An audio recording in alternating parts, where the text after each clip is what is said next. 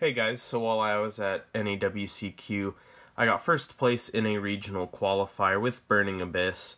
The list is pretty similar to Thomas Rose's, but for those of you who haven't seen his, I'll run through it. Mostly I just wanted to talk about how the deck performed after everyone kind of knew about it.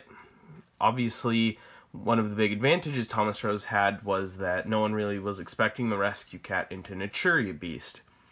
However, like I said, it was now expected. Everyone pretty much knew about Burning Abyss. And also the meta was fairly different.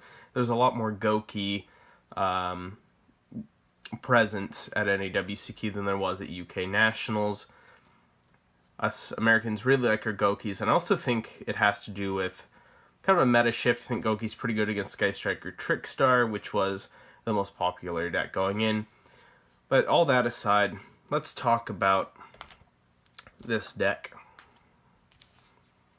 So to start off, I want to just talk about the 3 Blackluster Soldier. I think this is the best card in the deck. It's a lot of what Burning Abyss needs. Burning Abyss has issues with having enough attack points, just getting rid of big monsters. This is 3,000 attack points, can attack twice or banish a monster. So that's pretty good. I played against a Mech Knight player, and he had 4 things on board. I had 2 Blackluster Soldiers in hand. I dropped them both, and I beat over all 4 of his things, effectively ending the game. So, pretty strong card. I'm a big fan. Wouldn't play any less. It is now back at 3. For our BA count, we of course have 3 Skarm, 3 Farfa. We have Seer, Graf, Barbar, Calcab, and Libic. I didn't play Alaka-Rubik, I didn't play Virgil, and I didn't realize Goki was going to be so popular at this event. Otherwise, like Ed Decepcion, who got 69th at the WCQ, I would have played Alec at least one. That's going to be one of the changes I'll make going forward. I'd say the BA count overall was pretty good, though. Did what it needed to do. I think there's certainly enough of them, especially with the honorary Burning Abyss monster, Fiendish Rhino Warrior. It is a bit of an issue if it gets hit by Impermanence or Veiler, because it's a fact that prevents the BAs from destroying themselves, goes away. This is a major point of counterplay. The finals of the in-flight regional that I got first place in, it was a mirror match, actually. In the 3rd round, I had Goki, and he had Sky Striker Trickstar. We both won and proceeded to the finals. Game 3, I effectively beat him just by Veilering his Fiendish Rhino Warrior. He lost a lot of tempo. He just wasn't able to make anything with his first board. So that was a pretty big deal. But just a really good card. That or Graf and another Burning Abyss is a 2-card Beatrice. Tour Guide is not very good because it's not a BA name. Unlike Fiendish Rhino Warrior, it does not prevent them from blowing up. Obviously, it negates their effects when you summon them, but if it gets Veilered or Ashed, which it does a lot, then it just sits on the field and you can't really summon anything else unless you have Gallus. So that sucks. Mostly it's played just because it's searchable, and oftentimes they'll just blow their Ash on something earlier that you used. So, yeah, mostly just because it's searchable with Skarm. Beast Engine, 3 Rescue Cat, 3 Gallus, and 1 Elefun. I never normal summoned Rescue Cat once, the entire in-flight regional. I drew into it like 2 or 3 times, and I didn't normal summon it when I did. Like, I shuffled it back with Sekka's Light a couple times. Elefun was just a brick in hand. I summoned it once to make a Link monster. The Gallus, I would say, is pretty good. I did shuffle it away with Sekka's Light a couple times, but it was also really good if my tour guide got ashed or whatever, and it was also just good for Link climbing. I think moving forward, I'm going to play something a little more similar to Decepcion's build with Warriors, the Destiny Hero Malicious, and Fabled Solkius. Rescue Cats and Elefun are probably coming out for that, but I think I might keep in 1 or 2 Gallus, just because it's a really, really good card that fixes some really awkward boards. Like when your tour guide or Rhino Warrior get ashed or Veilered, and yeah, just it's a solid card. I really liked Gallus. 1 Fairy Tale Snow. I won game 2 of the finals. He had Snow and 4 BAs in hand, so he summoned all 4 of his BAs to try to make Borreload, get over my Beatrice, and I just Beatrice snowed a grave and then snowed one of the BAs face down, and they all blew up, and he scooped. Just a little anecdote of just how potent Snow can be. It's seriously such a ridiculous card. I can't believe it hasn't been banned yet. Fan traps. We have 3 Ash, 3 Veiler. Whoops. I'd say both of these were really solid all tournament. I think Ash is a little mediocre, and I don't really love it, but it's good against every matchup. Veiler, I'd say, is also actually good against pretty much every matchup, even Sky Strikers. It's really strong against Goki. You can hit Isolde earlier as soon as they summon it, and man, they really struggle after that. Only 2 Droll. I only had 2 Droll, and I played 1 Ghost Ogre instead of the 3rd one. This is one of the places where I deviate from Thomas Rose simply because I don't have the card. However, I will say, because of Goki, which again was my 3rd round matchup, this wasn't totally awful. In fact, I'd almost be tempted moving forward to cut one of the Ashes for a 2nd Ogre. I really think it's a strong card going forward, especially since Goki now have Summon Sorceress, and so cards that are really good specifically against Goki I think are going to be preferable over kind of just generic cards.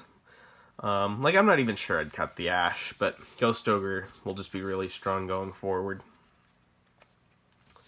The other 2 sort of hand traps, 2 Seravis.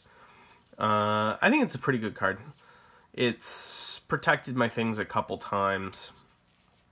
I got in a BLS fight in my finals, and I used Seravis to protect my monster from his BLS. I don't know. Just a solid card. I never summoned a Churia Beast, so I never needed it for that. So I ended up shuffling it away a lot. I might still play 2, might drop it to 1. I don't think I'd cut it completely, though. And of course, Sekka's Light. It's Pot of Greed, and it fixes hands further by shuffling something away. It's a pretty ridiculous card.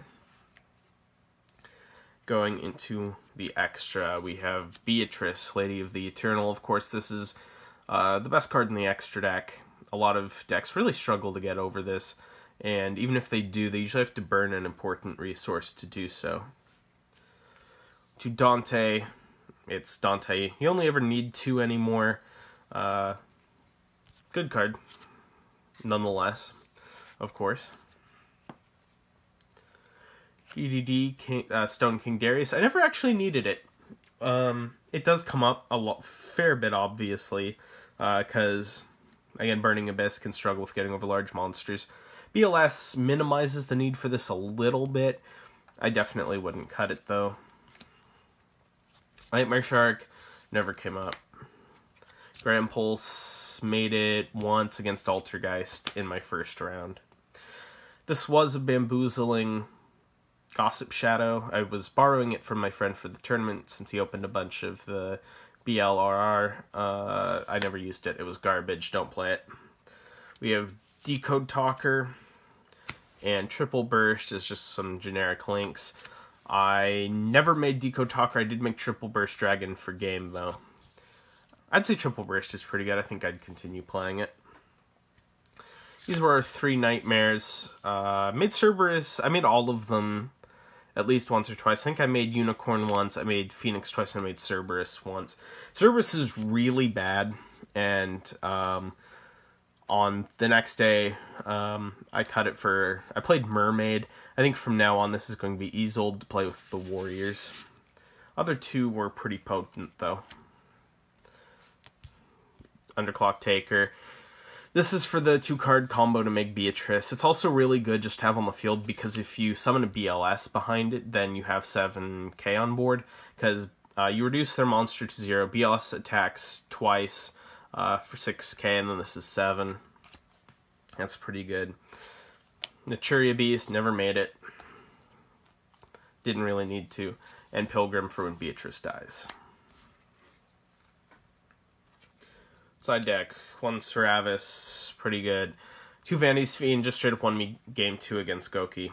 It's pretty insane. Shawl Dragon is good against Altergeist. What can I say?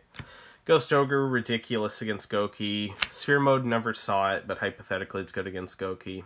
And Spiral. Played the 3 Magic Deflector, 2 Anti-Spell, and Imperial Order when you go first against Sky Strikers or something like that.